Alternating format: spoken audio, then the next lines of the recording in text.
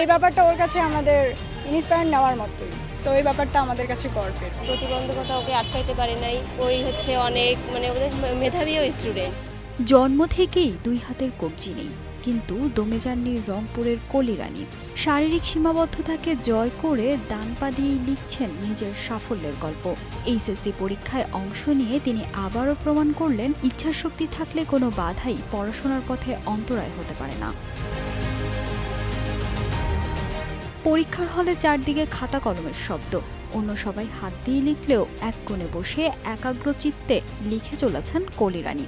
জন্ম থেকেই তার দুই হাতের কবজি নেই, তবে এই সীমাবদ্ধতাকে তিনি জয় করেছেন অদম্য ইচ্ছাশক্তিতে। রংপুরের কাউনিয়ার গোদাই গ্রামের এই অদম্য শিক্ষার্থীর লড়াই এখন অনেকের জন্য অনুপ্রেরণা। আমার মা আমাকে পা দিয়ে লেখা শেখায়, তারপর আস্তে আস্তে আমি লেখা শিখি। আমি স্কুলে ভর্তি হই গোদাই সরকারি প্রাথমিক বিদ্যালয়ে। সেখান থেকে আমার পথ চলা শুরু। আমি যখন ক্লাস 3-তে উঠি তখনই আমার বাবা মারা যায়। তারপরে আস্তে আস্তে আমি যখন 5-এ পিএসসি পরীক্ষা দিই, পা দিয়ে লিখেই। তারপর আস্তে আস্তে 8-এর পরীক্ষা দেই, সেখানেও আমার রেজাল্ট 4 পয়েন্ট আসে। ইন্টারে ভর্তি হই। আমার সহকর্মীরা আমাকে যথেষ্ট সাপোর্ট করে। আমার স্কুলে গেলে আমার ব্যাগ নামে দেয়, আবার যখন কলেজ ছুটি হয় তখন আবার আমার ব্যাগ তুলে দেয়, বাসায় আসি। অনেক সাহায্য করে আমাকে। আমার কোনো অসুবিধা হচ্ছে না পরীক্ষার হলে।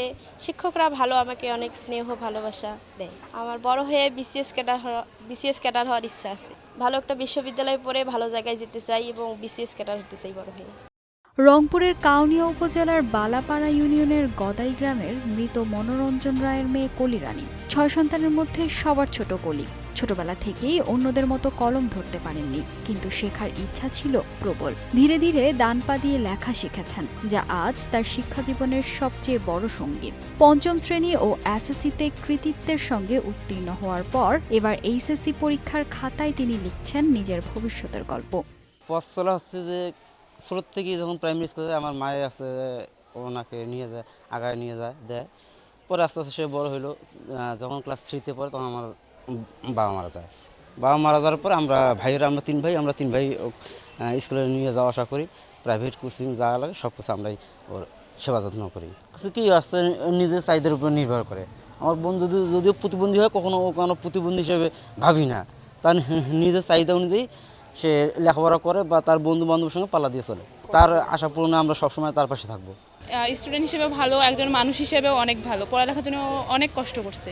সব সময় ফ্রেন্ডদের মধ্যে যেরকম থাকে সবাই একসাথে, ওই প্রতিবন্ধীগত সমস্যা আছে তো কি হয়েছে, কিন্তু আমরা সবাই একই রকম।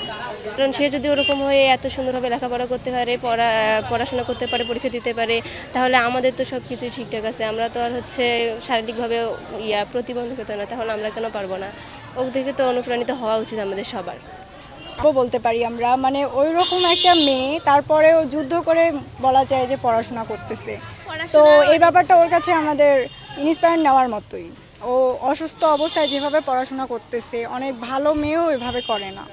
তো এই ব্যাপারটা আমাদের কাছে গর্বের। ওই স্বপ্ন পূরণ করতে চাচ্ছে, কারণ ওই পায়ে লিখেই ওর স্বপ্নটা পূরণ করতে চাচ্ছে। ওই আসলে অনেক ভালো, পড়াশোনাও অনেক চেষ্টা চালিয়ে যাচ্ছে স্বপ্ন পূরণের জন্য পায়ে লিখেই। কলিরানীর এই অদম্য অগ্রযাত্রা যেন কোনোভাবেই থেমে না যায়, এমনটাই প্রত্যাশা সবার। তিনি যেন উচ্চশিক্ষায় শিক্ষিত হয়ে নিজের স্বপ্ন পূরণ করতে পারেন, সে পথ চলায় সর্বাত্মক সহযোগিতার আশ্বাস দিয়েছে উপজেলা ও জেলা প্রশাসন। আমরা দেখে আসলে আশ্চর্য হয়েছি যে পা দিয়ে এত দ্রুত লেখা যায়। ও দ্রুত লিখতে কারো কোনো দিকেও তাকায় না, কাউকে কোনো কিছু জিজ্ঞেস করে না, যা পারতেছে ও নিজে লিখতেছে। এসএসসি রেজাল্টটা আমরা ওর ভালোর কথা শুনছি। এ যাবত 2টা পরীক্ষা হয়েছে, বরাবর আমি বারবার খোঁজ নিছি, দেখছি। তো মোটামুটি যেভাবে দিচ্ছে আমার বিশ্বাস ও এবারও ভালো রেজাল্ট করবে। তাকে আমরা বলছিলাম যে তুমি যদি আলাদা সিক বেডে যদি পরীক্ষা তোমাকে একটা আলাদা রুম দেই, সেখানে বেডশিট থাকবে, তুমি ওখানে ও আমাকে বলছে যে না স্যার, আমার রেগুলার সিট যেখানে আছে ওখানেই আমি স্বাচ্ছন্দ্যবোধ মনে করি। সরকারি বোর্ড এবং সরকারি নির্দেশ অনুযায়ী প্রতিবন্ধী তারা একটা সময় পায়, সেই একটা সময়টাও আমরা তাকে দিয়েছি।